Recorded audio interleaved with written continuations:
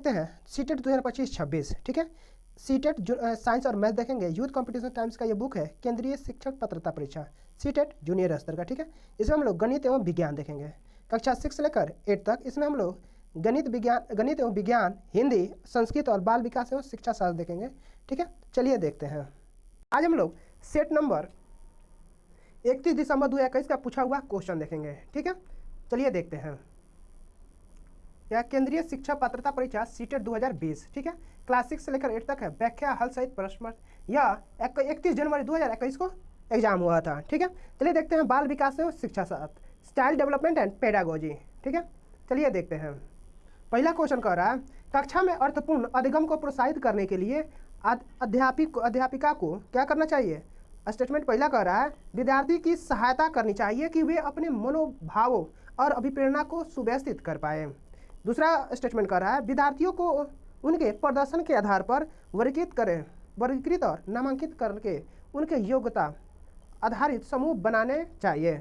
तीसरा कह रहा है, विद्यार्थी में संवाद और परिचर्चा को प्रोत्साहित करना चाहिए जिससे वे बहुपरिप्रेक्ष्य को करने में सशक्त हो।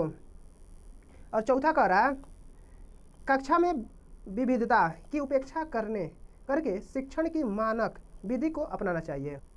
पहला और तीसरा होगा, क्या होगा, पहला और तीसरा, ठीक है।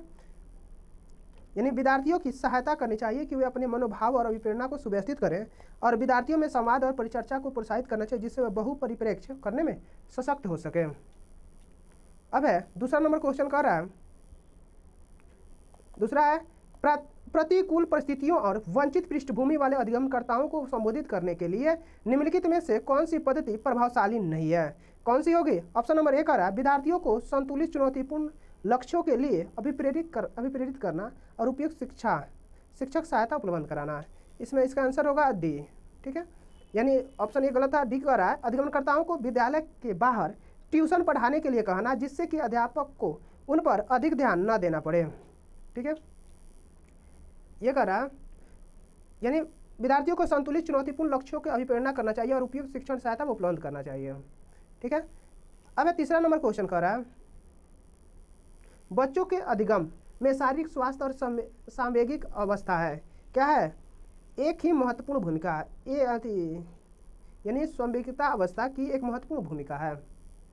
चौथा नंबर क्वेश्चन कह रहा है, कक्षा में प्रभावशाली अधिगम के लिए क्या, यानी सहयोगी, क्या है, सहयोगी वातावरण की रचना करनी चाहिए बजाय क्या, प्रतिस्पर्धा के वातावरण के।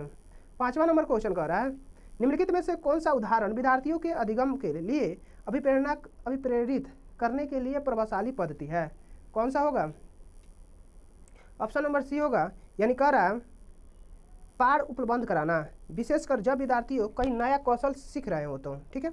यानी विद्यार्थियों को अधिगम हेतु अभिप्रेरित करने के लिए सबसे प्रभावशाली पद्धति है पाठ उपलब्ध कराना, विशेषकर जब विद्यार्थी कोई नया कौशल सीख रहे हो। यहाँ पाठ से तात्पर्य एक ऐसे तकनीक से है जो विद्यार्थियों को एक सीखने में सहायता करती है। अब छठा नंबर क्वेश्चन है, बच्चों के चिंतन के विषय में निम्नलिखित में से कौन सा कथन सही नहीं है। कौन सा सही नहीं है। ऑप्शन नंबर डी जो है सही नहीं है, बच्चे प्रत्ययों को स्वयं नहीं सोच सकते और अध्यापक की मूल भूमिका उन्हें जानकारी उपलब्ध कराना है। यानी बच्चे प्रत्यय को स्वयं नहीं सोच सकते और अध्यापक की मूल भूमिका उन्हें जानकारी उपलब्ध कराना है। यह कथन बच्चों के चिंतन के विषय में सही नहीं है। अब 7वां नंबर क्वेश्चन कर रहा है, अधिगम एक क्या है, जटिल और सक्रिय प्रक्रिया है। अधिगम एक क्या है, जटिल और सक्रिय प्रक्रिया है। अधिगम एक जटिल प्रक्रिया इसलिए माना जाता है क्योंकि यह केवल अभ्यास, अनुभूति, शिक्षण आदि के फलस्वरूप व्यवहार में होने वाले अस्थायी परिवर्तन है, जबकि बीमारी, परिपक्व, क्रोध, भय आदि कारण के व्यवहार में परिवर्तन होता है। 8 नंबर क्वेश्चन कह रहा है, अपनी कक्षा में अर्थपूर्ण अधिगम को सुसाध्य बनाने के लिए अध्यापिका को अपनी कक्षा में सामाजिक, सांस्कृतिक, धार्मिक, भाषीय विविधता को क्या करना चाहिए। क्या करना चाहिए, समझना चाहिए। क्या करना चाहिए, समझना चाहिए। अब 9 नंबर क्वेश्चन कह रहा है, एक क्या होगा, प्रगतिशील। एक प्रगतिशील कक्षा में अध्यापक अपनी शिक्षा शास्त्र और आकलन की विधियों को विद्यार्थियों की व्यक्तिगत जरूरतों के अनुसार परिवर्तित करती है। यानी प्रगतिशील शिक्षा कक्षा में विविध विविधता को स्वीकार करती है, विद्यार्थियों की योग्यता, क्षमता और आवश्यकता के अनुसार शिक्षा व्यवस्था को बदलने पर बल देती है। अब है 10 नंबर क्वेश्चन कर रहा है, बच्चों का विद्यालय में असफल होना। बच्चों को विद्यालय में असफल होना यानी साबित करता है कि क्या होगा, ऑप्शन नंबर डी होगा। असफल होना निर्देशित करता है कि विद्यालय इन बच्चों की आवश्यकताओं और रुचियों की पूर्ति करने में क्या है, समर्थ नहीं है। अब 11 नंबर क्वेश्चन कर रहा है, समूहों में एक दूसरे को पढ़ाने और सहायता करने से क्या होता है। ऑप्शन नंबर सी है, यानी कह रहा है बच्चे स्वयं की चिंतन प्रक्रिया पर अपेक्षा कर सकते हैं और संज्ञानात्मक क्रियाकलाप के उच्च स्तर पर पहुंच सकते हैं। ठीक है। अब 12 नंबर क्वेश्चन कर रहा है, बच्चों के समाजीकरण में विद्यालय क्या है, द्वितीय कारक है। बच्चों के समाजीकरण में विद्यालय क्या है, द्वितीय कारक है। बच्चों के समाजीकरण में विद्यालय द्वितीय कारक है, जबकि परिवार प्राथमिक कारक है। अब 13 नंबर क्वेश्चन कर रहा है, निम्नलिखित में से किस मनोवैज्ञानिक ने प्रस्तावित किया है कि बच्चों का चिंतन गुणात्मक रूप से वयस्कों की अपेक्षा अलग होती है। किस रूप में हो सकता है, 13 का ऑप्शन नंबर सी होगा, यानी जिन पियाजे के अनुसार बच्चों का चिंतन गुणात्मक रूप से वयस्कों की अपेक्षा अलग होता है। पियाजे का मानना है कि बच्चों को वास्तविकता के स्वरूप का चिंतन करने, उसकी खोज करने, उसके बारे में समझ बनाने तथा उसके बारे में सूचना एकत्रित करने की क्षमता उसके परिपक्वता स्तर पर अनुभवों की पारस्परिक अंतरक्रिया द्वारा निर्धारित होती है। अब 14 नंबर क्वेश्चन कर रहा है, विकास के विषय में निम्नलिखित में से कौन सा कथन सही है। विकास के विषय में निम्नलिखित में से कौन सा कथन सही है, कौन सा होगा, ऑप्शन नंबर सी, यानी बच्चों के विकास में बहुत सी सांस्कृतिक विविधताएं होती है। बच्चों के विकास में बहुत सी सांस्कृतिक विविधताएं होती है। ठीक है, यानी वंशानुक्रम तथा पर्यावरण के बीच अंतःक्रिया के कारण बच्चों के विकास में व्यक्तिगत भिन्नता उत्पन्न होती है। यह व्यक्तिगत भिन्नता बच्चों द्वारा धारित जीन तथा पर्यावरण परिस्थितियों जैसे भोजन, चिकित्सा, सामाजिक संस्कृति आदि के अवसरों के कारण उत्पन्न होती है। 15 नंबर क्वेश्चन कह रहा है, निम्नलिखित में से माध्य बाल्यावस्था की अवधि का प्रमुख प्रमाण चिन्ह कौन सा है। कौन सा होगा, पेशीय कौशल और समग्र शारीरिक वृद्धि का तेजी से विकास। पेशीय कौशल और समग्र शारीरिक वृद्धि का तेजी से, इसमें ऑप्शन 15 का क्या होगा, ऑप्शन नंबर डी होगा। 15 का क्या होगा, ऑप्शन नंबर डी, यानी तर्क संगत विचारों का विकास जो प्राकृतिक रूप से मूर्त है। प्राकृतिक रूप से क्या है, मूर्त है। यानी कह रहा तर्क विचारों का विकास जो प्राकृतिक रूप से मूर्त है मध्य बाल्यावस्था की अवधि का मुख्य प्रमाण चिन्ह है। पियाजे के अनुसार मध्य बाल्यावस्था 7 से 12 वर्ष तक होता है। अब 16 नंबर क्वेश्चन, जिन पियाजे के अनुसार बच्चे अमूर्त संक्रियात्मक अवस्था में क्या होते हैं, ऑप्शन नंबर सी, यानी परिकल्पित निगमनात्मक तर्क और प्रतिज्ञाप्ति चिंतन करने में समर्थ होते हैं। जिन पियाजे के अनुसार बच्चे अमूर्त संक्रियात्मक अवस्था में परिकल्पित निगमनात्मक तर्क और प्रतिज्ञानात्मक चिंतन करने में समर्थन होते हैं। पियाजे के अनुसार अमूर्त संक्रियात्मक अवस्था चौथे प्रमुख अवस्था है, जो कि लगभग 11 वर्ष से आरंभ होती है और बाल्यावस्था तक चलती रहती है। अब 17 नंबर क्वेश्चन, लॉरेंस कोहलबर्ग के नैतिक विकास के सिद्धांत के अनुसार व्यक्ति किस अवस्था में है जब वह विश्वास करता है कि वर्तमान सामाजिक प्रणाली को सक्रियतापूर्ण बनाए रखने से धनात्मक मानवीय संबंध और सामाजिक वर्ग सुरक्षित रहता है। क्या होगा, 17 का डी होगा। सामाजिक क्रम व्यवस्था अभिविन्यास। सामाजिक क्रम व्यवस्था विन्यास, लॉरेंस कोहलबर्ग के नैतिक विकास के सिद्धांत के अनुसार सामाजिक क्रम व्यवस्था अभिविन्यास अवस्था में व्यक्ति यह विश्वास करता है कि वर्तमान सामाजिक प्रणाली को सक्रियतापूर्ण बनाए रखने से धनात्मक मानवीय विकास और सामाजिक वर्ग सुरक्षित रहता है। 18 नंबर क्वेश्चन कर रहा है, बाल्यावस्था की अवधि में विकास क्या होगा, बहुस्तरीय और मिश्रित होता है। बहुस्तरीय और मिश्रित होता है।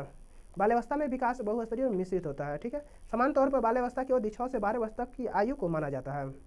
अब है 19 नंबर क्वेश्चन, निकष्ट विकास का क्षेत्र क्या है। निकष्ट विकास का क्षेत्र क्या, ऑप्शन नंबर सी होगा, यानी कह रहा है बच्चों के वर्तमान स्तर पर स्वतंत्र प्रदर्शन और वयस्क व अधिक कौशल वाले सामाजिक समकक्षियों की सहायता से बच्चों द्वारा उपार्जित किए जाने वाले प्रदर्शन के मध्य का क्षेत्र है। यानी क्षेत्र के मध्य निकट विकास का क्षेत्र कहा जाता है। दूसरे शब्दों में बच्चा जो कर रहा है तथा जो करने की क्षमता रखता है उसके बीच के क्षेत्र को संभावित विकास का क्षेत्र, निकट विकास का क्षेत्र कहा जाता है। अब है 20 नंबर क्वेश्चन कह रहा है, एक प्रगतिशील कक्षा में शिक्षण अधिगमन प्रक्रिया के दौरान अधिगमनकर्ताओं का मूल्यांकन क्या होगा? ऑप्शन नंबर बी होगा, यानी कह रहा है बेहद महत्वपूर्ण है क्योंकि यह बच्चों की समझ की जानकारी देता है और अध्यापिका को अपने शिक्षा शास्त्र पर विचारने में सहायक होता है। विचारने में क्या होता है? सहायक होता है। यानी कह रहा है एक प्रगतिशील कक्षा में शिक्षण अधिगमन प्रक्रिया के दौरान अधिगमनकर्ताओं का मूल्यांकन बेहद महत्वपूर्ण है क्योंकि यह बच्चों की समझ की जानकारी देता है और अध्यापक को अपने शिक्षा शास्त्र विचारने में सहायक होता है। अब 21 नंबर क्वेश्चन कह रहा है हार्वर्ड गार्डनर के बहुबुद्ध सिद्धांत के अनुसार निम्नलिखित में से कौन सा जोड़ा बुद्धि के प्रकार और अंतः स्थिति अनुपालन संभावना के अनुसार सही है? कौन सा होगा? ये बुद्धि प्रकार है, अनुपालन संभावना है। चलिए देख लेते हैं बुद्धि प्रकार और इसका अनुपालन। भाषिक बुद्धि, अच्छा वक्त और कवि आदि। शारीरिक गति और संवेदनशील बुद्धि, नृत्यकार, खिलाड़ी, शल्य चिकित्सक, धावक, अभिनेता आदि। स्थानिक बुद्धि, विमान चालक, नाविक, मूर्तिकार, चित्रकार, वस्तुकार आदि होते हैं स्थानिक बुद्धि। अंतरा वैयक्तिक बुद्धि, दार्शनिक, आध्यात्मिक, नेता आदि। तार्किक गणितीय बुद्धि जो होता है तर्क करने, गणितीय समस्याओं का समाधान करने से संबंधित योग्यता। संगीतमय बुद्धि जो होता है गायक, संगीतकार, वादक आदि होते हैं। अब है अंतर्वैयक्तिक बुद्धि, मनोवैज्ञानिक, पार्टी परामर्शदाता, राजनीतिज्ञ, सामाजिक कार्यकर्ता, धार्मिक नेता आदि होते हैं। 8वां है प्राकृतिकवादी बुद्धि, शिकारी, किसान, पर्यटक, वनस्पति विज्ञानी, प्राणी विज्ञान, पक्षी विज्ञान आदि होते हैं। 22 नंबर क्वेश्चन कह रहा है लेव बायोस्की के अनुसार क्या होगा? बच्चों के संज्ञानात्मक विकास में भाषा की एक महत्वपूर्ण भूमिका होती है। ऑप्शन सी होगा। अब बालक अपने व्यवहार को नियोजित और निर्देशित करने के लिए भाषा विकास का प्रयोग करते हैं, सिर्फ संप्रेषण के लिए नहीं। ठीक है। अब 23 नंबर क्वेश्चन कह रहा है बाल केंद्रित कक्षा वह है जिसमें क्या करे? अध्यापक लचीला है और प्रत्येक बच्चों की व्यक्तिगत आवश्यकताओं को पूरा करता है। ठीक है। यानी बाल केंद्रित शिक्षा बालकों के सर्वांगीण विकास पर जोर देती है जिसके लिए बाल मनोविज्ञान की भूमिका सर्वाधिक महत्वपूर्ण होती है। बाल मनोविज्ञान के अंतर्गत बालक की आवश्यकताओं, रुचियों, मनोवृत्ति, योग्यताओं, अभिक्षमताओं आदि का अध्ययन किया जाता है। अब 24 नंबर क्वेश्चन कह रहा है किस मनोवैज्ञानिक के अनुसार बच्चे के संज्ञानात्मक विकास में सांस्कृतिक उपकरण का एक महत्वपूर्ण भूमिका निभाते हैं? किस तरह का? कौन होंगे? लेव बायोस्की। ठीक है। चलिए आगे देखते हैं। यानी कह रहा है लेव बायोस्की के अनुसार बच्चों की संज्ञानात्मक विकास के सांस्कृतिक उपकरणों की महत्वपूर्ण भूमिका होती है। बायोस्की के अनुसार बालक जिस आयु में कोई संज्ञानात्मक कौशल सीखते हैं उनका अधिगम इस बात पर निर्भर करता है कि उनकी संस्कृति में वह कौशल या उपकरण कितना सही। अब 25 नंबर क्वेश्चन है कक्षा में सभी लिंगों में जेंडर रूढ़िवादिता कम करने और विकास के विस्तार की संभावनाओं को बढ़ाने के लिए प्रभावशाली पद्धति कौन सी है? कौन सी होगी? ऑप्शन नंबर बी होगा क्रियाकलाप के लिए मिश्रित लिंग समूह बनाना और विचार विमर्श को प्रोत्साहित करना। इन क्रियाकलाप के लिए मिश्रित लिंग समूह बनाना और विचार विमर्श को प्रोत्साहित करना होता है। ठीक है। दूसरे शब्दों में विभिन्न लैंगिक विशेषताओं रखने वाले बच्चों को समूह में क्रियाकलाप देना चाहिए और लैंगिक मुद्दे पर विचार विमर्श के लिए प्रोत्साहित करना चाहिए। ठीक है। 26 नंबर क्वेश्चन कर रहा है अध्यापकों को कक्षा में बहुभाषीयता को क्या समझना चाहिए? एक गुण और साधन समझना चाहिए। अध्यापकों की कक्षा में बहुभाषीयता को एक गुण और साधन समझना चाहिए। राष्ट्रीय पाठ्यचर्या रूपरेखा 2005 कक्षा में बहुभाषीयता को स्वीकार करते हुए शिक्षण अधिगम प्रक्रिया को व्यवस्थित करने का सुझाव देती है। ठीक है। अब 27 नंबर क्वेश्चन कर रहा है प्रतिभाशाली और सृजनात्मक बच्चों की आवश्यकताओं को किस प्रकार संबोधित किया जा सकता है? ऑप्शन नंबर सी है चुनौतीपूर्ण कार्य और नीरसता दूर करने के लिए क्रियाकलाप देकर करना चाहिए। चुनौतीपूर्ण कार्य निरस्ता दूर करने के लिए क्रियाकलाप देकर प्रभावशाली और सृजनात्मक बच्चों की आवश्यकताओं को संबोधित किया जा सकता है। प्रतिभाशाली और सृजनात्मक बच्चे सामान्य बच्चों की अपेक्षा अधिक योग्यता और क्षमता वाले होते हैं। अब 28 नंबर क्वेश्चन कह रहा है पठन वैफल्य बच्चों की पहचान किस प्रकार की जाती है? ऑप्शन नंबर ए है यानी कह रहा है उनके पढ़ने और लिखने की कौशलता को विश्लेषण से लिखने की कौशलता के विश्लेषण से देखा जाता है। ठीक है। यानी पठन वैफल्य बच्चों होते हैं जिनके पढ़ने और लिखने की समस्या होती है। ऐसे बच्चे शब्दों, अक्षरों, वाक्यों आदि की तारतम्यता नहीं बना पाते हैं। ठीक है। अब 29 नंबर क्वेश्चन है। 29 नंबर क्वेश्चन है, आंशिक दृष्टि वाले विद्यार्थियों के लिए निम्नलिखित में से कौन से अधिगम सामग्री उपयुक्त नहीं है? कौन होगा? बी, यानी छोटी मुद्रा वाली कार्यशीट। छोटी मुद्रा वाली कार्यशीट। अब है, यानी आंशिक दृष्टि वाले विद्यार्थियों के लिए छोटी मुद्रा वाली कार्यशीट उपयुक्त नहीं मानी जाती है। आंशिक दृष्टि वाले विद्यार्थियों के लिए निम्न शिक्षण अधिगम सामग्री उपयुक्त होती है। पहला है बोलती पुस्तकें, स्पर्शीय सूचना पट, बड़े आकार में मुद्रित पुस्तकें, त्रिविमीय नक्शे वाले चार्ट, बोलने वाला उपकरण, आवाज़ रिकॉर्ड करने वाले उपकरण, टॉकिंग कैलकुलेटर। अब 30 नंबर क्वेश्चन है, समावेशी शिक्षा के पीछे अंतर्निहित विचार है। क्या है? ऑप्शन नंबर बी होगा, यानी कह रहा है दार्शनिकता की सभी बच्चों को नियमित विद्यालय में समान शिक्षा पाने का अधिकार होता है। दार्शनिकता की सभी बच्चों को नियमित विद्यालय में समान शिक्षा पाने का अधिकार होता है। यानी कह रहा है समावेशी शिक्षा के पीछे अंतर्निहित विचार यह है कि सभी बच्चों को नियमित विद्यालय में समान शिक्षा पाने का अधिकार है। ठीक है। समावेशी शिक्षा विशिष्ट और समान दोनों प्रकार के बच्चों को नियमित विद्यालय में समान शिक्षा प्राप्त करने का अवसर देती है। देखेंगे भाग 3 हिंदी। ठीक है। हिंदी में ये 91 से 99 तक गद्यांश दिया है। ठीक है। जो कि गद्यांश हमेशा चेंज होकर आता है, कोई फायदा नहीं है इसको पढ़ने से। आगे देखते हैं 100 नंबर क्वेश्चन। 100 नंबर में दिया हुआ है, ये कविता दिया हुआ है। ठीक है। कविता भी चेंज हो जाता है तो इसको पढ़ने से भी कोई फायदा नहीं है। यानी 106 नंबर क्वेश्चन से देखते हैं। 106 नंबर क्वेश्चन कह रहा है, त्रिभाषा सूत्र के अनुसार स्कूल में पहली भाषा जो पढ़ाई जाए वह क्या होगा? मातृभाषा हो या क्षेत्रीय भाषा हो। ठीक है। मातृभाषा हो या क्षेत्रीय भाषा हो। 107 नंबर क्वेश्चन है, व्याकरण पढ़ाने की आगमन विधि उदाहरणों पर सर्वाधिक बल देती है। उदाहरणों पर क्या देती है? सर्वाधिक बल देती है। अब 108 नंबर क्वेश्चन, भाषा के संदर्भ में संचार माध्यम का प्रयोग न केवल सामाजिक संवेदनाएं विकसित करता है बल्कि किसको समझाने में मदद करता है? विभिन्न माध्यमों में प्रयुक्त भाषा, विभिन्न माध्यमों में प्रयुक्त भाषा को। अब 109 नंबर क्वेश्चन कर रहा है, कहानियों की विभिन्न शैलियों पर की गई चर्चा को क्या बोलते हैं? कहानियाँ रचने में मदद करती है। यानी कहानियों की विभिन्न शैलियों पर की गई चर्चा बच्चों को कहानियाँ रचने में क्या मदद करती है। अब 110 नंबर क्वेश्चन कर रहा है, संदर्भ में व्याकरण किस पर बल देता है? किस पर बल देता है? पाठ पढ़ाते समय प्रासंगवश आने वाले व्याकरणीय बिंदुओं को स्पष्ट करने पर। ठीक है। 111 नंबर क्वेश्चन है, प्रत्येक भाषा शिक्षण को इस बात की जानकारी जरूर होनी चाहिए कि उसकी कक्षा के बच्चे को क्या पृष्ठभूमि क्या है? भाषिक व सांस्कृतिक। क्या है? भाषिक व सांस्कृतिक। 112 नंबर क्वेश्चन कर रहा है, 7वीं कक्षा में पढ़ाने वाले ऋषभ ने बच्चों को जल संरक्षण पर आधारित सरकार द्वारा जारी पोस्टर दिखाया और चर्चा की। ऋषभ द्वारा प्रयुक्त सामग्री है। क्या है? ऑप्शन नंबर बी, यानी प्रमाणिक। क्या है? प्रमाणिक।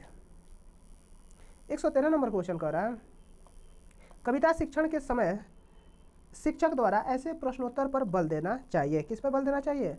जिनके उत्तर भिन्न भिन्न हो। जिनके उत्तर क्या ना हो? भिन्न भिन्न हो। 114 नंबर क्वेश्चन कर रहा है, गद्य शिक्षण में अपेक्षित नहीं है। क्या है? अनुकरण क्षमता का विकास। अनुकरण क्षमता का विकास।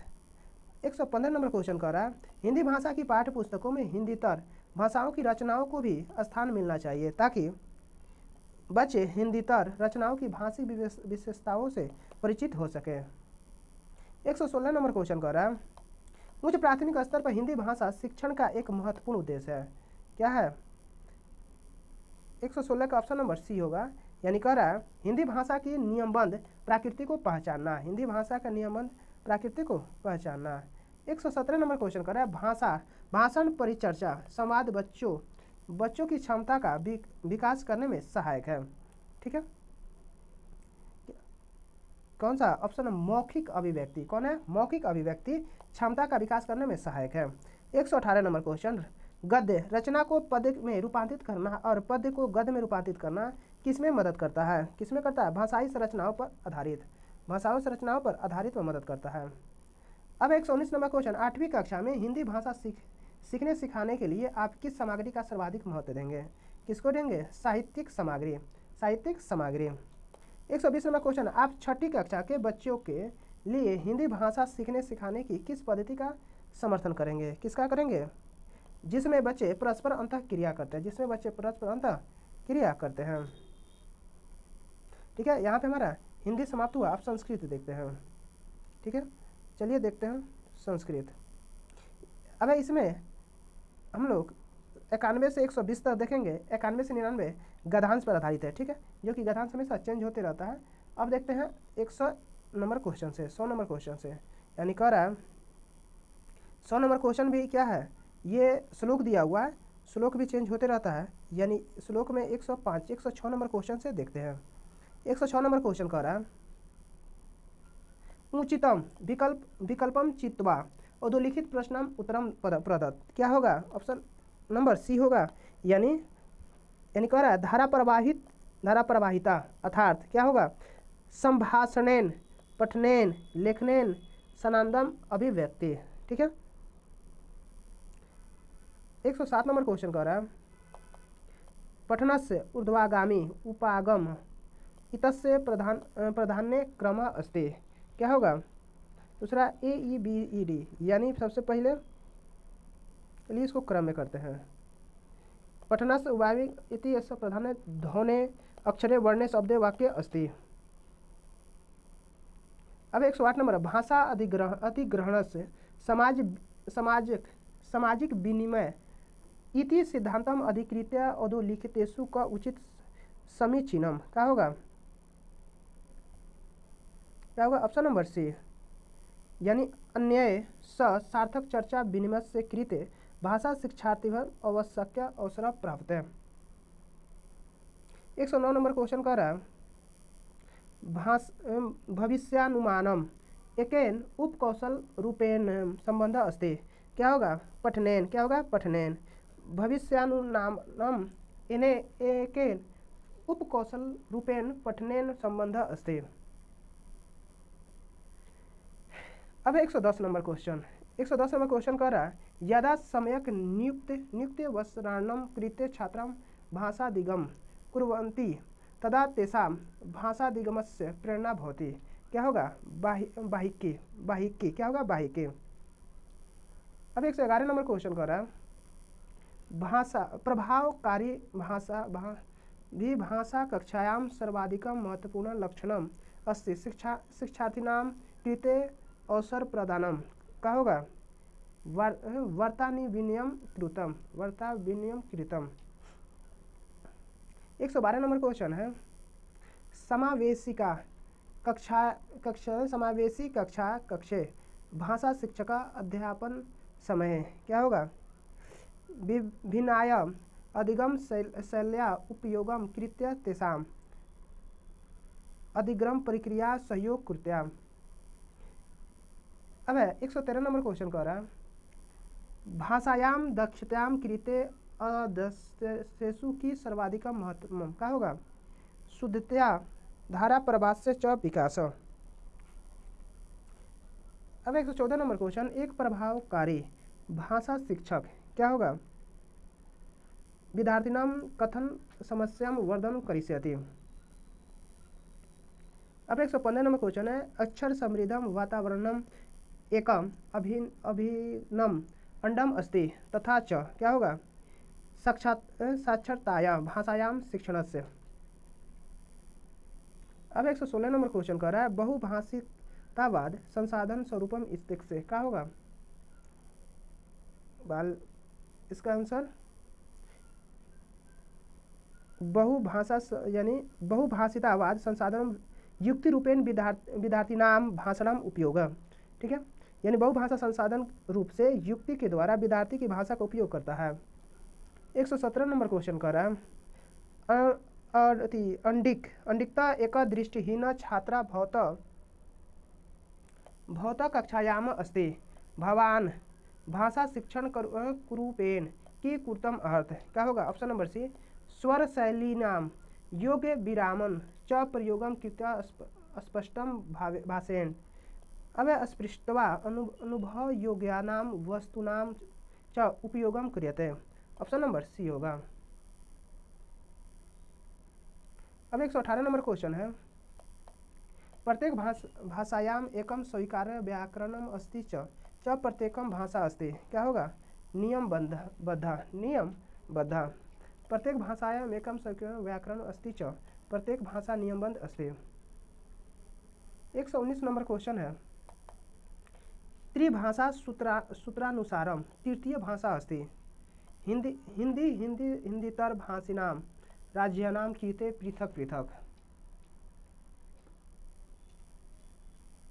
अब 120 नंबर क्वेश्चन है, एका शिक्षिका बेटी बचाओ बेटी पढ़ाओ इति संदेशम अधिकृत्य एवं विज्ञापन पत्रम कक्षायान अन्नी भित्त्युपरि लेपयति। ध्यानेन निरीक्ष्य तदुपरि एकं परिप्रेक्ष्य लेखितुं स छात्राणां निर्देशिता अत्र भाषा शिक्षिकाया प्रयुक्तम विज्ञापन पत्रम अस्ति। क्या होगा? प्रमाणिक सामग्री। क्या होगा? प्रमाणिक सामग्री। चलिए देखते हैं पार्ट सेकेंड, ठीक है, मैथ यानी गणित और विज्ञान। ठीक है, चलिए देखते हैं। दिया निम्नलिखित प्रश्नों के उत्तर देने के लिए सही सबसे उपयुक्त विकल्प को चुनना है। ठीक है, 31 नंबर क्वेश्चन देख रहे हैं। 31 नंबर क्वेश्चन कर रहा है, माध्यमिक विद्यालय में 2 दशमलव वाली संख्याओं का गुणनफल की संकल्पना का परिचय देने के लिए निम्नलिखित में से कौन सी सर्वाधिक उपयुक्त रणनीति है? कौन सा है? ऑप्शन नंबर डी होगा। कह रहा है प्रक्रिया का चित्रात्मक रूप में प्रदर्शन करना। प्रक्रिया का चित्रात्मक रूप में क्या करना? प्रदर्शन करना। कह रहा है गणित की संचयी प्रकृति के कारण गणितीय परिकरण समझने में कठिनाई होती है, अतः शिक्षण को दशमलव संख्याओं के गुणनफल भिन्न इत्यादि की संकल्पना का परिचय देने के लिए शिक्षण अधिगम प्रक्रिया का चित्रात्मक रूप से प्रदर्शन करना चाहिए ताकि विद्यार्थी गणितीय संकल्पनाओं को अपने आसपास के वातावरण के अनुभव से सरलता से समझ सके। अब 32 नंबर क्वेश्चन, निम्नलिखित में से कौन सा गणित शिक्षण का संकीर्ण उद्देश्य है? कौन सा होगा? 32 नंबर क्वेश्चन कह रहा है, 32 का आंसर क्या होगा? ऑप्शन नंबर ए होगा। यानी कह रहा है गणित शिक्षण के संकीर्ण उद्देश्य की सीमित लक्ष्य होता है, इसे लाभप्रद क्षमताओं का विकास किया जाता है। ठीक है, जो संख्यानात्मक सक्रियाओं जैसे मापन, भिन्न प्रतिशत और अनुपात से संबंधित होते हैं। इसलिए विद्यार्थियों को मात्र संख्याओं और संख्याओं पर होने वाली सक्रियाओं का संचालन करने में निपुण करना गणित शिक्षण के संकीर्ण उद्देश्य को दर्शाता है, जबकि गणित शिक्षण के उद्देश्य लक्ष्य निम्न है। अब विद्यार्थियों में सामान्यीकरण क्षमता का विकास करना, विद्यार्थियों में सुव्यवस्थित तर्क को प्रोत्साहित करना, विद्यार्थियों में कथन की सत्यता और असत्यता को प्रमाणित करने की योग्यता का विकास करना, विद्यार्थियों में समस्या समाधान कौशल का विकास करना, विद्यार्थियों में गणितीय ढंग से सोचने की क्षमता विकसित करना। अब 33 नंबर क्वेश्चन है, निम्नलिखित में से कौन सी योजना विद्यार्थियों को गणितीय प्रश्नों को हल करने का शिक्षण देने के लिए सर्वाधिक उपयुक्त है? कौन है? 33 का ऑप्शन बी होगा। यानी कह रहा है विद्यार्थियों को प्रोत्साहित किया जाना चाहिए कि वे प्रश्न का बहुत से परिप्रेक्ष्यों को अवलोकन करें। ठीक है, यानी कह रहा है शिक्षक द्वारा विद्यार्थियों को प्रोत्साहित किया जाना चाहिए कि उन प्रश्नों का बहुत से परिप्रेक्ष्यों को अवलोकन करें, जिससे कि बच्चों में गणितीय समस्याओं को हल करने की समझ सुदृढ़ हो सके। ठीक है, अब 34 नंबर क्वेश्चन कह रहा है, निम्नलिखित में अशुद्ध कथन को पहचानना है। इसमें कौन सा अशुद्ध है? ऑप्शन नंबर बी जो है अशुद्ध है। कह रहा है गणितीय ज्ञान की संरचना में अनुमान लगाना उपयोगी नहीं होता है। ठीक है, गणितीय में अनुमान लगाना कोई उपयोगी नहीं होता है। यानी कह रहा है गणितीय ज्ञान की संरचना के अनुमान लगाना उपयोगी नहीं होता है, क्योंकि गणित के ज्ञान से वस्तु स्थिति स्पष्ट होती है। ध्यान है कि गणित में कल्पित तर्क प्रमुख होते हैं तथा गणितीय ज्ञान की संरचना में परिकल्पना की मुख्य भूमिका होती है, एवं गणितीय संरचना में भाषा का प्रयोग परिशुद्ध होने की अति आवश्यक है। अब 35 नंबर क्वेश्चन, 35 नंबर क्वेश्चन कह रहा है विद्यार्थियों में गणित अधिगम का मूल्यांकन करने के लिए निम्नलिखित में से कौन सी योजना वांछनीय है? कौन सी योजना अवांछनीय है? ऑप्शन नंबर ए है जो कि अवांछनीय, यानी विद्यार्थियों की अपनी उत्तरों को समर्थन देने की क्षमता मूल्यांकन का महत्वपूर्ण आधार होना चाहिए, क्योंकि गणित अधिगम का मूल्यांकन विद्यार्थियों से बात करके, उनका निरीक्षण करके, उनकी बातें सुनकर तथा उनके सोचने के तरीकों से किया जाता है। मूल्यांकन प्रक्रिया के अंतर्गत विद्यार्थियों ने प्राप्त ज्ञान को किस सीमा तक समझा है, उनकी बुद्धि स्तर क्या है तथा उनकी अभिरुचि क्या है आदि का पता लगाया जा सकता है। अब 36 नंबर क्वेश्चन है, एक आकृति का त्रिभुज होने के लिए शर्त है कि यह 3 रेखाखंडों से सम्मिलित हो। ठीक है, यानी कह रहा है ऑप्शन नंबर सी आवश्यक है परंतु पर्याप्त शर्त नहीं है। कह रहा है आकृति का त्रिभुज होने के लिए 3 रेखाखंडों को सम्मिलित होना आवश्यक है परंतु पर्याप्त शर्त नहीं है। नोट में है 3 रेखाखंड से घिरे बंद आकृति को त्रिभुज कहते हैं। त्रिभुज की 3 भुजाएं तथा 3 कोण होते हैं। त्रिभुज सबसे कम भुजाओं वाली बहुभुज है। किसी त्रिभुज के तीनों आंतरिक कोणों का योग कितना होता है? 180 डिग्री होता है। अब 37 नंबर क्वेश्चन देखते हैं। ठीक है, निम्नलिखित कथनों पर ध्यान दीजिए। कथन जो है उस पर ध्यान देना है। कह रहा है ए यदि n सम है तो n स्क्वायर सम है। बी दे रहा है यदि n स्क्वायर सम नहीं है तो n सम नहीं है। सी यदि n स्क्वायर सम है तो n सम है। डी यदि n सम नहीं है तो n स्क्वायर सम नहीं है। देखिए ऑप्शन नंबर सी कह रहा है यदि n स्क्वायर सम है तो सम ही होगा। ठीक है, और n सम है तो n स्क्वायर भी सम होगा। ए और सी जो होगा सही होगा। ठीक है, ऑप्शन नंबर सी है। ठीक है, यानी क्या है सी ए का क्या है? विलोम है। चलिए देखते हैं 38 नंबर क्वेश्चन। 38 नंबर क्वेश्चन कह रहा है दृष्टिबाधित विद्यार्थियों के लिए निम्नलिखित में से किसका प्रयोग गणित शिक्षण अधिगम के साधनों के रूप में नहीं किया जा सकता है? किसका नहीं किया था? जियोजेब्रा यानी दृष्टिबाधित विद्यार्थियों के लिए जियोजेब्रा का प्रयोग गणित शिक्षण अधिगम के साधनों के रूप में नहीं किया जा सकता है। जियोजेब्रा ज्यामिति, बीजगणित तथा कैलकुलस सिखाने का सॉफ्टवेयर है। यह एक इंटरैक्टिव प्रोग्राम है जो विद्यार्थियों तथा शिक्षकों दोनों के लिए उपयुक्त है। जियो बोर्ड यह एक वर्ग बोर्ड होता है जिसमें कीलें गड़ी होती है। इसे रबड़ बैंड के प्रयोग से शुरुआती ज्यामितीय माप और संख्यात्मक अवधारणाओं को समझाया जा सकता है। अब टेलर का गिनतारा अबेकस यह एक प्राचीन गणितीय यंत्र है। इसका उपयोग से जोड़, घटाव, गुणा, भाग, भिन्न, वर्गमूल, स्थानीय मान की अवधारणाओं को समझाया जा सकता है। अबेकस के द्वारा गणितीय प्रक्रियाओं का बोध सहज हो जाता है। अब 39 नंबर क्वेश्चन है निम्नलिखित कथनों में से कौन सा सत्य है? कौन सा सत्य है? ठीक है, चलिए देखते हैं कौन सा सत्य है इसमें। ऑप्शन नंबर बी जो है इसमें सत्य है। कह रहा है फेडरिक के अनुसार आधुनिक गणित पाठ्यक्रम व्यक्ति और सामूहिक जीवन के समस्त वस्तु क्षेत्र के अपने अंदर समेटता है। यह स्कूल से बाहर सभी सार्थक उचित क्रियाओं को भी अपनाता है। ठीक है, अब 40 नंबर क्वेश्चन कह रहा है समावेशी कक्षा में पठन अक्षमता वाले विविध बाधित क्षमताओं के छात्रों के गणित अधिगम के विषय में निम्नलिखित में से कौन सा सत्य नहीं है? कौन सा सत्य नहीं है? ऑप्शन नंबर बी जो है सत्य नहीं है। ऑप्शन नंबर बी जो था क्या है? सत्य नहीं है। यानी कह रहा है पठन अक्षमता केवल भाषा सीखने की प्रभावित करती है न कि गणितीय अधिगम को, जो कि ये गलत है। ठीक है, यानी कह रहा है पठन अक्षमता अनेक प्रकार की हो सकती है क्योंकि यह कई कारणों से होने वाली कई पठन कला की दिक्कतों और कमियों के संकल्पनात्मक समाशोधन गृह की तरह कार्य करती है। इसलिए पठन अक्षमता वाले केवल भाषा सीखने को प्रभावित करती है न कि गणितीय अधिगम को। यह कथन समावेशी कक्षा को पठन अक्षमता वाले विविध क्षमता वाले छात्रों के गणित अधिगम के विषयों को सत्य नहीं है। अब 41 नंबर क्वेश्चन 6 अंकों की बड़ी से बड़ी संख्या को विभिन्न अभाज्य गुणनखंडों की संख्या है। क्या है? चलिए, यानी 6 अंकों की सबसे बड़ी संख्या 99996। ठीक है, तो इसको हम निकालते हैं तो इसका क्या हो गया? ये हो गया 3 का पावर 3, 7 का पावर 1, 11 का पावर 1, 13 का पावर 1, 17 का पावर 37 का पावर 1, यानी सबके पावर को जोड़ेंगे तो कितना? 7। ठीक है, तथा विभिन्न अभाज्य गुणनखंडों की संख्या को है 5 है। ठीक है, विभिन्न सेम नहीं, भिन्न। ठीक है, अब 42 नंबर क्वेश्चन कर रहा है यदि 8 अंकीय संख्या इतना 88 से विभाज्य है तो x माइनस वाई का मान क्या होगा? ठीक है, देखिए जो 88 का विभाज्य होता है, जो 8 और 9 से विभाज्य, 8 और 11 से विभाज्य है, वो क्या हो जाएगा? वो 88 से विभाज्य होगा। ठीक है, चलिए जो कि इसका आंसर क्या हो जाएगा? लास्ट में 2 हो जाएगा, यानी मान रखने पर x और y के मान रखेंगे। ठीक है, अब 43 नंबर क्वेश्चन a बराबर 11/13, ए बराबर क्या? 11/13, b बराबर 13/14, सी बराबर 15/17 है। ठीक है, तो निम्न में से कौन सत्य है? देखिए इसका सबसे पहले इसके मान को क्या करिए? दशमलव में बदलिए। दशमलव बदलने पर उसका मान पता चल जाता है कौन कितना है। ठीक है, तो ये ऑप्शन नंबर ए होगा। अब 44 नंबर क्वेश्चन कह रहा है कितना बराबर इतना, तो के का मान बताना है। ठीक है, तो सबसे पहले सॉल्व करेंगे, जो आएगा उसको के के बराबर कितना हो जाएगा? 0.1071 होगा। अब 45 नंबर क्वेश्चन, ए बराबर -3/4, बी बराबर 5/6, then which of the following does not be light between A and B. A बराबर -3/4, बी बराबर 5/6 तो है, तो निम्न में से कौन सा ए और बी के बीच स्थित नहीं है। बी क्या होगा,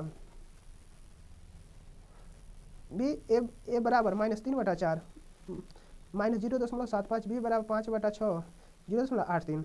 ठीक है, जब इसका पूरा करेंगे तो ये मान आएगा। ठीक है, अब है 46 नंबर क्वेश्चन, 1.7 × 10⁻4 और 12.5 × 10⁻6 के गुणनफल के मानक रूप में द्वारा व्यक्त किया जा सकता है। ठीक है, इसको मानक रूप में निकालना है, तो इसको क्या करेंगे, सबसे पहले इसका हल करेंगे। ठीक है, इसे इक्वल कर देंगे, तो दोनों पक्षों की तुलना करेंगे। के बराबर इतना तो एन बराबर कितना -1, के बराबर इतना एन बराबर -1 यानी, ठीक है, तो मान रखने पर कितना 3.25 आएगा। ठीक है,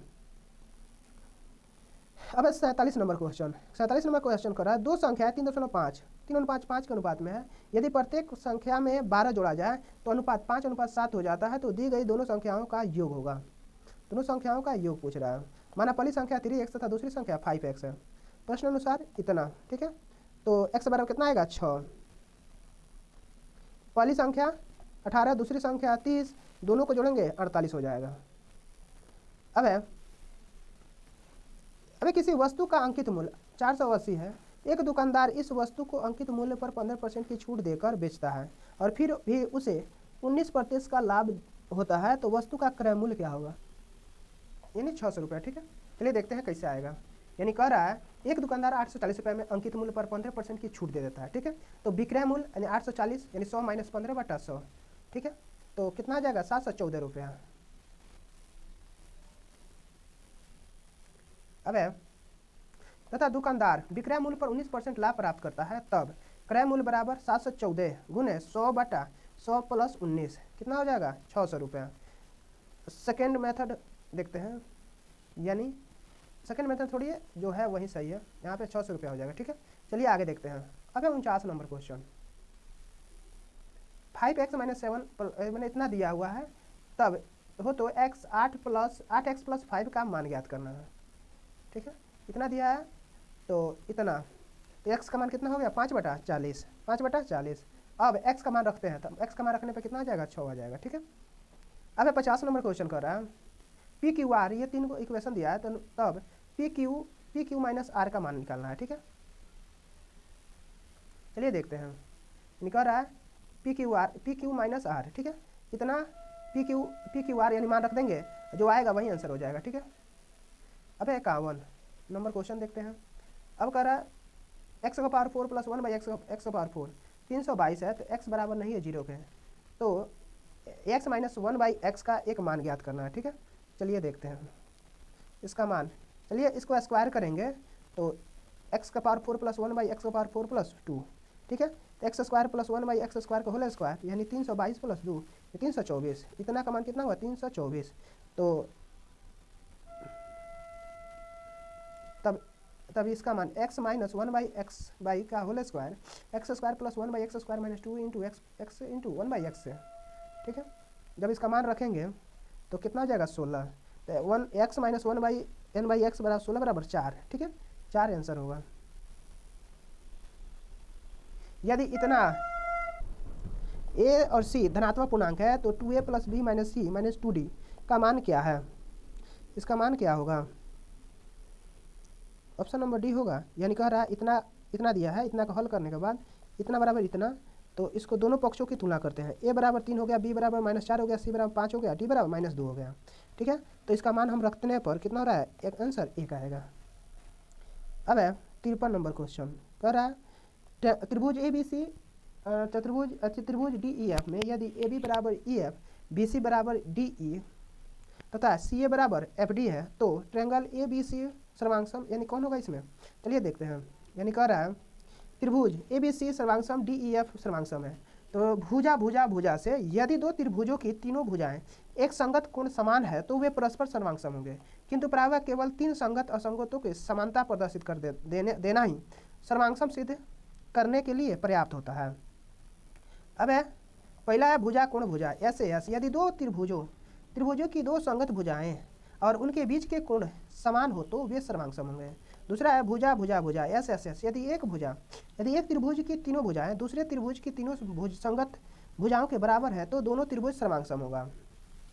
अब है कोण, कोण भुजा कोण, कोण भुजा कोण ए एस ए, यानी यदि एक त्रिभुज के दो कोण तथा एक भुजा दूसरे त्रिभुज के दो कोण तथा एक भुजा दूसरे त्रिभुज के दो संगत कोणों तथा उनकी अंतर्गत भुजा के बराबर हो तो दोनों त्रिभुज सर्वांग सम होंगे। दोनों त्रिभुज क्या होगा? सर्वांग सम होगा। अब 54 नंबर क्वेश्चन है, निम्न में से कौन सी एक समकोण त्रिभुज की भुजाएं हो सकती है? समकोण त्रिभुज की भुजाएं पूछ रहा है, कौन हो सकती है? ठीक है, ऑप्शन नंबर बी था जो सर्वांग जो हो सकता है। समकोण त्रिभुज की सबसे बड़ी भुजा का वर्ग शेष दो भुजाओं के वर्गों का योग के बराबर होता है।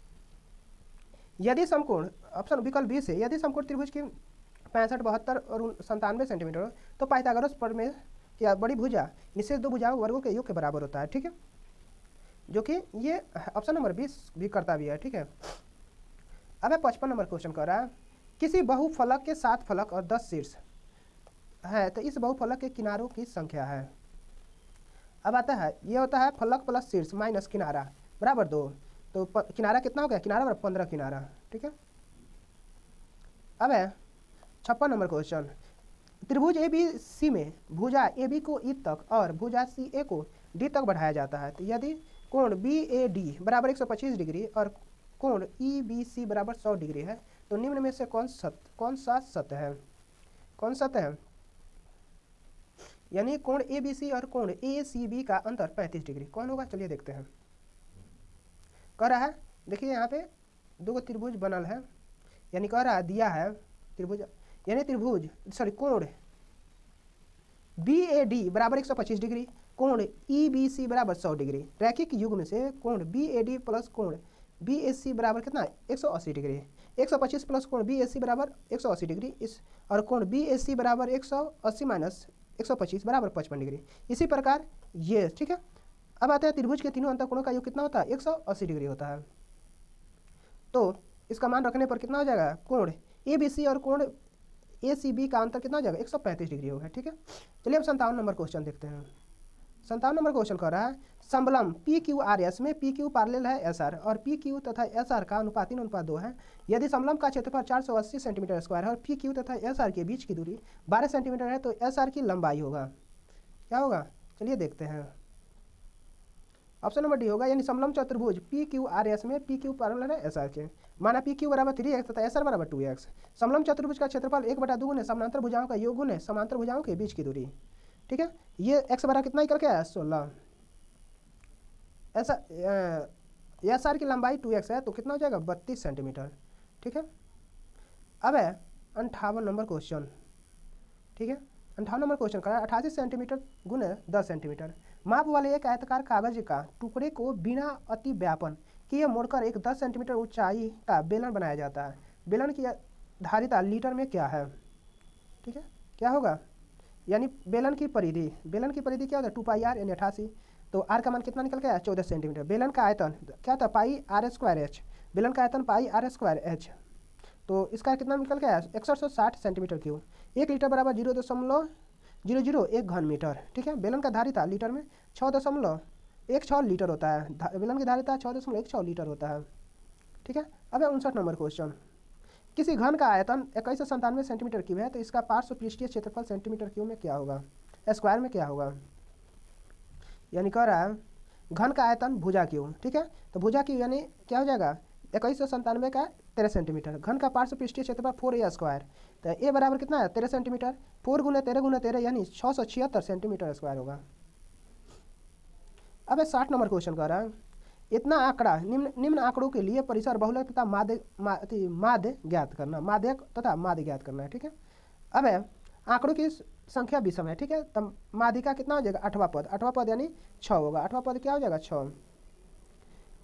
अब 4 तथा अंक 4 की आवृत्ति सबसे अधिक बार भाई, तो बहुलक कितना हो गया? 4 हो गया। परिसर कितना हो गया?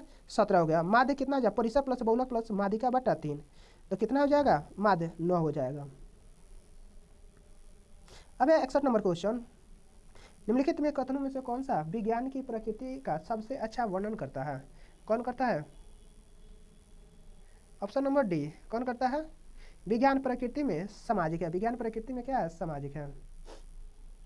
यानी कह रहा है विज्ञान प्रकृति में सामाजिक है क्योंकि विज्ञान एक सहकारी बहुसांस्कृतिक उद्यम है जिसमें असंख्य पुरुष एवं महिलाएं अपना योगदान देती है। इसमें कुछ ऐसे विशिष्ट व्यक्ति होते हैं जो महत्वपूर्ण भूमिका निभाते हैं। खुली बहस, सहकर्मियों द्वारा समीक्षा और ज्ञान के साझा स्वामित्व के आदर्शों का पालन करने वाली सामाजिक संस्थाएं इसके विकास के लिए बेहद जरूरी होता है। अब है 62 नंबर क्वेश्चन। 62 नंबर का विज्ञान की पाठ्यचर्या में संज्ञानात्मक वैधता का अर्थ है क्या है?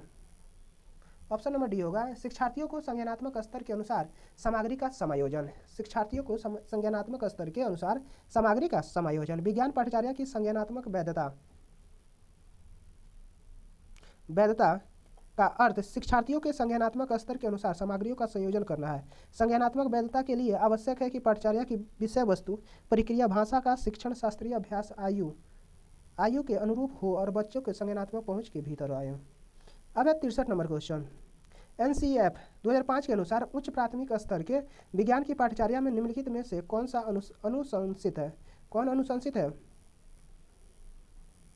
ऑप्शन नंबर डी जो है यानी कह रहा है ए बी दोनों, ठीक है। यानी कह रहा है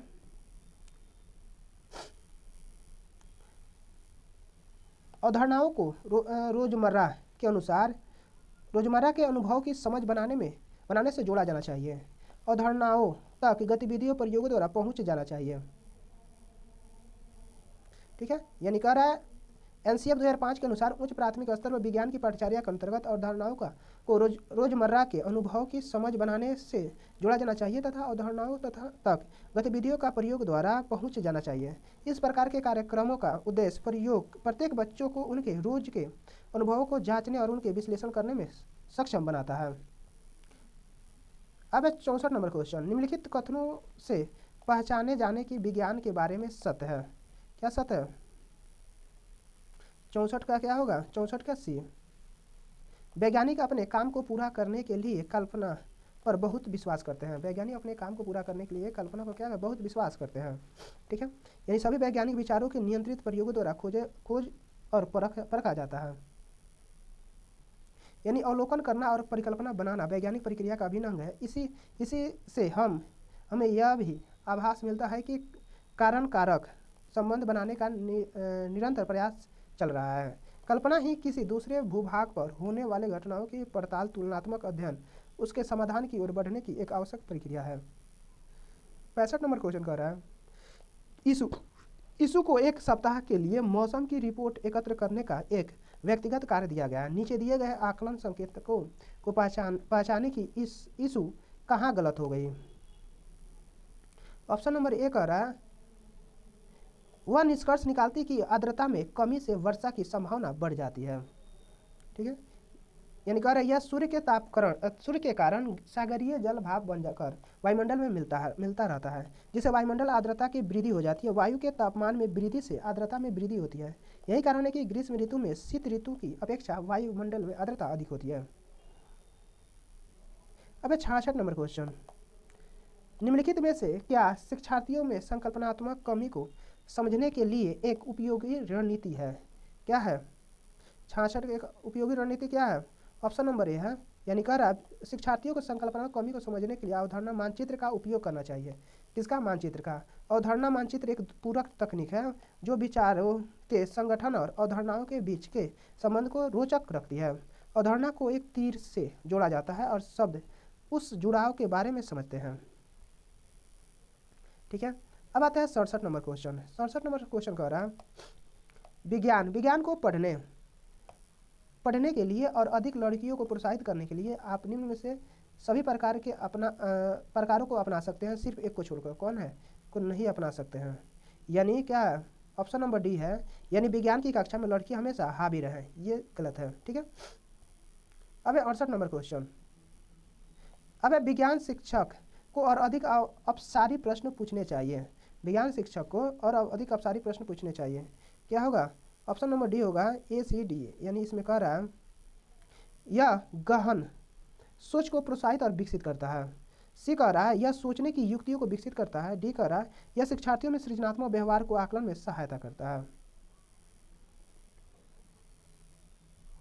ठीक है। अब 69 नंबर क्वेश्चन, कक्षा में प्रदर्शनों का उपयोग मुख्य रूप से शिक्षार्थियों को शामिल करता है। क्या शामिल करता है? क्या शामिल करता है? ऑप्शन नंबर सी, यानी कह रहा है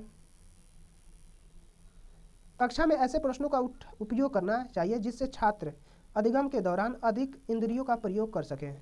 अतः कक्षा में प्रदर्शनों के दौरान दृश्य व श्रवण सामग्री का उपयोग करना चाहिए। यह सामग्री छात्रों में आलोचनात्मक चिंतन की क्षमता को उत्पन्न करती है तथा कम प्रयास से छात्रों का ध्यान शिक्षण की ओर केंद्रित किया जा सकता है। ठीक है। श्रवण दृश्य सामग्री का उदाहरण दूरदर्शन, VCR, नाटक व चलचित्र आदि है। अब 70 नंबर क्वेश्चन, घनत्व की अवधारणा के शिक्षण के लिए जांच उपागम का उपयोग करके अपनी विज्ञान कक्षा के लिए नियोजन का क्रम है। क्या है? ऑप्शन नंबर बी, यानी किसी पदार्थ के प्रति इकाई आयाम में निहित द्रव्यमान को उस पदार्थ का घनत्व कहते हैं। घनत्व की सर्वप्रथम खोज ग्रीक के महान वैज्ञानिक आर्किमिडीज ने की है। ठीक है। यानी कह रहा है घनत्व बराबर होता है द्रव्यमान बटा आयतन। घनत्व की अवधारणा के शिक्षण के लिए जांच उपागम का एक उपयोग विज्ञान कक्षा के नियोजन के लिए इसका क्रम में होगा। पहला है शिक्षार्थियों को विभिन्न वस्तुओं के टब में पानी के साथ खोलने का अवसर दें। ठीक है। अब 71 नंबर क्वेश्चन, वायु कोई ऐसा पौधा है जिसमें क्लोरोफिल हरित लवक नहीं होता है। वायु क्या हो सकता है? कसकुटा, अमरबेल, कसकुटा अमरबेल, यानी अमरबेल एक प्रकार की लता है जो बबूल आदि के एक पीले जल के रूप में लिपटी रहती है। यह एक शाकीय परजीवी है जिसमें पत्तियों और पर्णहरित और क्लोरोफिल में पूर्ण अभाव होता है। अब 72 नंबर क्वेश्चन, नीचे दिया गया कौन सा कथन सही है? कौन सा? सी है, यानी बृहदांत्र क्षुद्रांश की अपेक्षा चौड़ी तथा छोटी होती है। यानी कह रहा है बृहदांश अर्थात बड़ी आंत जिसका व्यास लगभग 4 से 6 सेंटीमीटर, क्षुद्रांश अर्थात छोटी आंत का व्यास 3.5 से 4.5 सेंटीमीटर होती है, जबकि छोटी आंत की लंबाई 4.5 से 7 मीटर होती है। बड़ी आंत की लंबाई 1.5 मीटर तक होती है। क्षुद्रांश पचे हुए भोजन से पोषक तत्वों को अवशोषित करता है, जबकि क्षुद्रांश पानी एवं इलेक्ट्रोलाइटिस के अवशोषण और विटामिन के उत्पादन में भाग लेता है। अब 73 नंबर क्वेश्चन, रेशम कीट के जीवन चक्र और रेशम फाइबर के उत्पादन के संबंध में कौन सा कथन सही है? नहीं है। कौन सा कथन सही नहीं है? ऑप्शन नंबर डी जो है सही नहीं है। प्यूपा कोशित विकसित होकर कैटरपिलर बन जाता है, जो कि गलत है। यानी कह रहा है रेशम का उत्पादन रेशम कीट बाम्बिक मेराई द्वारा शहतूत के पेड़ पर किया जाता है। रेशम कीट के रेशम ग्रंथियों द्वारा स्रावित पदार्थ होता है। यह रेशम ग्रंथियों वास्तव में रूपांतरित लार ग्रंथियों में ही होता है। अब 74 नंबर क्वेश्चन है, मिलान करना है मिलान को। ठीक है, चलिए देखते हैं। मिलान करना है, कर रहा है सिकुड़कर और स्थिर होकर शरीर की गति में सहायता करती है पेशी। सिकुड़कर और स्थिर होकर शरीर की गति में सहायता करती है कौन? पेशी। तो कठोर संरचना जो कंकाल बनाती है कौन है? अस्थि। कंकाल का भाग जिसे झुकाया जा सकता है उपास्थि। कंकाल का भाग जिसे झुकाया जा सकता है उपास्थि को। वक्ष की अस्थि और मेरुदंड को जोड़कर बक्से की रचना करता है क्या? पसली पिंजर। अब 75 नंबर क्वेश्चन है, निम्नलिखित में से मानवों की कौन सी ग्रंथि 2 से अधिक हार्मोन स्रावित करती है? कौन है? पीयूष ग्रंथि। कौन है? पीयूष ग्रंथि। पीयूष ग्रंथि कपाल की स्फेनाइड हड्डी एक गड्ढे में स्थित होती है। इसे सेल टर्सिका कहते हैं। इसका भार लगभग 0.6 ग्राम होता है। इसे मास्टर ग्रंथि के रूप में भी जाना जाता है। पीयूष ग्रंथि STH, GTH, FSH एवं आदि हार्मोनों में स्रावित हार्मोन की भूमिका निभाता है। अब 76 नंबर क्वेश्चन कर रहा है, नीचे दिया गया कौन सा कथन सही है? कौन सा सही? ऑप्शन नंबर बी, सभी अधातु अतन्य नहीं होते हैं, अतन्य होती है। ठीक है, यानी तन्य नहीं होती है। ठीक है। अब 77 नंबर क्वेश्चन है, वायु कोई मानव निर्मित रेशा फाइबर है जिसे प्राकृतिक स्रोत से प्राप्त किया जा सकता है। वायु क्या हो सकता है? क्या हो सकता है? रेयान। क्या हो सकता है? रेयान हो सकता है। क्या? रेयान पुनर्निर्मित सेलुलोज फाइबर से बने एक मानव निर्मित फाइबर है जिसे प्राकृतिक स्रोत शुद्ध सेलुलोज अर्थात लकड़ी की लुगदी से प्रसंस्करण से प्राप्त किया जाता है। अब 78 नंबर क्वेश्चन, नीचे दी गई तालिका का अध्ययन कीजिए। ठीक है, इसमें क्या होगा? ऑप्शन चलिए देख ले, ऑप्शन नंबर ए है, कह रहा है घरेलू ईंधन की विशेषताएं निम्नलिखित है। अच्छे ईंधन का ज्वलन ताप मध्य होना चाहिए। अच्छे ईंधन का ज्वलन ताप क्या होना चाहिए? मध्य होना चाहिए। इसका उष्मीय मान भी मध्य होना चाहिए। ज्वलन पर इससे कोई जहरीली गैस व धातु धुआं उत्पन्न नहीं होना चाहिए। गैस या द्रव अवस्था में होना चाहिए जिससे आसानी से किसी कंटेनर में रखा जा सके। यह रास्ता तथा आसानी से उपलब्ध होना चाहिए। रास्ता क्या? सस्ता एवं आसानी से उपलब्ध होना चाहिए। अब 79 कह रहा है किसी विशिष्ट क्षेत्र में विशिष्ट रूप से पाई जाने वाली स्पीसीज को कहा जाता है। विशेष क्षेत्रीय स्पीसीज कहा जाता है। किसी विशिष्ट क्षेत्र में विशिष्ट रूप से पाई जाने वाली स्पीसीज को विशिष्ट क्षेत्रीय स्पीसीज कहते हैं। अब 80 नंबर क्वेश्चन कह रहा है धातु X धातु Y को उसके लवण विलय से विस्थापित कर देती है, परंतु धातु Z को उसके लवण विलय से विस्थापित करने योग्य नहीं है। इसमें इनमें सबसे ज़्यादा अभिक्रियाशील धातु कौन सी है? कौन सी है? ऑप्शन नंबर ए कौन है? जेड है। इन तत्वों को मानक अपचयन के बढ़ते हुए क्रम में रखने पर जो श्रेणी प्राप्त होती है उसे विद्युत रासायनिक श्रेणी या सक्रियता श्रेणी कहते हैं। अतः विद्युत रासायनिक श्रेणी के आधार पर धातु X धातु Y को उसके लवण विलयन से विस्थापित कर देती है, परंतु धातु Z को उसके लवण विलयन से विस्थापित नहीं कर पाता है, क्योंकि X धातु सक्रियता श्रेणी में Z की अपेक्षा नीचे की ओर व्यवस्थित होगा। अब 81 नंबर क्वेश्चन, किसी बिंब से प्रकाश की किरणें किसी पृष्ठ पर गिरती है तथा पूर्णतः विसरित ढंग से परिवर्तित हो जाती है। आप इस बिंब के प्रतिबिंब की प्रकृति के बारे में क्या कह सकते हैं? क्या कहेंगे? ऑप्शन नंबर बी है, यानी कह रहा है कोई प्रतिबिंब नहीं बनेगा। जब किसी बिंब से प्रकाश की किरणें किसी पृष्ठ पर गिरती है तब पूर्णतः विकसित ढंग से परिवर्तित हो जाती है। तो पूर्ण विकसित ढंग से परिवर्तित होने के कारण किरणें एक दूसरे को प्रतिच्छेद नहीं करेगी, जिससे कोई भी प्रतिबिंब नहीं बनेगा। अब 82 नंबर क्वेश्चन कह रहा है अपने कमरे में फर्श पर रखे किसी विशाल बॉक्स को सरकाने के लिए रेशमा को निम्नलिखित बलों में से किससे अधिक बल लेना चाहिए? किससे लेना चाहिए? स्थैतिक घर्षण से। किससे लेना चाहिए? स्थैतिक घर्षण, स्टैटिक फंक्शन से। यानी स्टैटिक फंक्शन जो होता है दो तलों के मध्य घर्षण बल जिनके मध्य कोई सापेक्ष गति नहीं है, स्थैतिक घर्षण कहलाता है। स्थैतिक घर्षण प्राकृतिक में स्वयं व्यवस्थित हो जाता है। ठीक है। अब 83 नंबर क्वेश्चन कह रहा है यानी सही कथन को पहचाना है। ठीक है, चलिए देखते हैं सही कथन कौन है। इसमें सही कथन कौन है? ए, यानी कह रहा है ध्वनि निर्वात में गमन नहीं कर सकती है। ध्वनि निर्वात में क्या हो सकता है? गमन नहीं कर सकती। ठीक है। अब 84 नंबर क्वेश्चन है नीचे दिया गया कौन सा समुच्चय ऐसे द्रव्य को समाविष्ट करता है जो विद्युत के हीन चलता है? विद्युत के हीन चलता है कौन है? ऑप्शन नंबर ए है, यानी शैम्पू, वनस्पति तेल, आसुत जल, ये सब क्या है? इसमें विद्युत नहीं आ सकता है। ठीक है। अब 85 नंबर क्वेश्चन कह रहा है नीचे दिया गया कौन सा समुच्चय रासायनिक परिवर्तनों के समाविष्ट करता है? रासायनिक परिवर्तन को समाविष्ट कौन करता है? ऑप्शन नंबर बी है, जो रासायनिक परिवर्तनों को समाविष्ट, यानी लोहे को जंग लगना, कागज का जलना, भोजन का पाचन, ये सब क्या है? भौतिक परिवर्तन। या पदार्थ में होने वाला वह परिवर्तन जिससे केवल उसकी भौतिक अवस्थाओं में परिवर्तन होता है तथा उसके रासायनिक गुण व अवस्था में कोई परिवर्तन नहीं होता है, भौतिक परिवर्तन कहलाता है। ठीक है। अब 86 नंबर क्वेश्चन है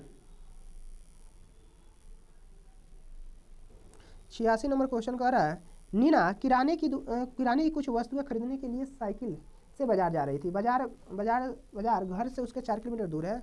उसने पहले 10 मिनट 12 किलोमीटर पर आवर की चाल से गमन किया और उसके रास्ते में उसके मित्र निखत मिलती है, जिससे वह रुककर 15 मिनट बातचीत करती है। इसके पश्चात वह अपनी यात्रा 8 किलोमीटर पर आवर की चाल से फिर से आरंभ करती है। उसकी यात्रा की औसत चाल क्या होगी? यानी शुरुआत 10 मिनट चली गई दूरी 12 गुना 10/60 2 किलोमीटर। 2 किलोमीटर चलने के लिए लगा समय 2/8 गुना 60 यानी 15 मिनट। ठीक है। औसत चाल बराबर 2 + 2/10 + 15 + 15/4 गुना 40/60 यानी 6 किलोमीटर पर घंटा। 6 किलोमीटर पर घंटा के हिसाब से चलिए। अब है 87 नंबर क्वेश्चन लवण और जल के मिश्रण को पृथक करने की प्रक्रिया निम्नलिखित में से कौन सहायक नहीं होगा? कौन सहायक नहीं होगा? आसवन। कौन होगा? निस्यादन। ऑप्शन नंबर डी होगा निस्यादन। ठीक है। निस्यादन जो होता है किसी द्रव में अबिलेय ठोस अशुद्ध को फिल्टर पेपर की सहायता से पृथक करने की प्रक्रिया को निस्यादन कहते हैं। ठीक है। अब 88 नंबर क्वेश्चन कह रहा है, अभी नीचे दिए गए प्रकाश के कौन से गुणधर्मों का उपयोग छाया बनाने की परिघटना की व्याख्या के लिए किया जा सकता है? किसको किया जा सकता है? 4 और 1 को किया जा सकता है। यानी प्रकाश अपारदर्शी वस्तुओं से नहीं गुजरती है, प्रकाश सरल रेखा में गमन करती है। ठीक है। अब 89 नंबर क्वेश्चन कह रहा है, निम्न में से सही कथन को पहचानिए। इसमें सही कथन कौन सा है? ठीक है, चलिए देखते हैं। ऑप्शन नंबर बी जो है सही है, यानी कह रहा है मृदा को उसमें पाए जाने वाले विभिन्न आप साइज के कणों के अनुपात के आधार पर वर्गीकृत किया जा सकता है। यदि मृदा में बड़े कणों का अनुपात अधिक है तो वह बलुई मृदा कहलाएगी। ठीक है। यदि बारीक यानी सूक्ष्म कणों का अनुपात अपेक्षा के अधिक है तो वह मृण्मय मृदा कहलाएगी। अब 90 नंबर क्वेश्चन देखते हैं। अब विटामिन एक्स की हीनता के कारण मसूड़ों में रुधिर बहने लगता है। यह विटामिन खनिज वाई के अवशोषण के लिए आवश्यक है तथा एक्स भोजन जेड में पाया जाता है। एक्स वाई जेड को पहचानिए। क्या होगा? ऑप्शन नंबर डी, यानी X vitamin C Y iron, Z नींबू वंश के फल हैं। यहाँ पे हमारा 150 क्वेश्चन फाइनल हुआ। Thank you for watching, like share and subscribe.